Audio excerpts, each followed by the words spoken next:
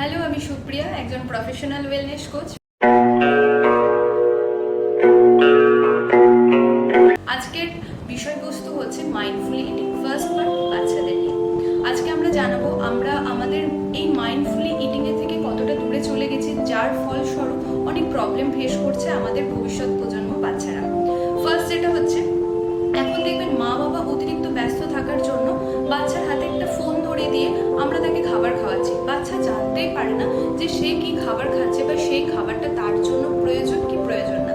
তো সেই জন্য বিষয়বস্তু হচ্ছে, আপনি বাচ্চার হাতে কিছু খেলনা ধরিয়ে দিন এবং বাচ্চাকে বুঝতে শেখান যে সে যে খাবারটা খাচ্ছে সেটার গুণাগুণ কি, সেটা একটু কালারিং ভেজিটেবলস, কালারিং ফ্রুটস রাখুন যেন সে চিনতে শেখে এবং সে সেই বিষয়টাকে ভালোবাসতে শেখে। তাহলে দেখবেন বাচ্চাদের খাবার প্রতি ভালোবাসাটা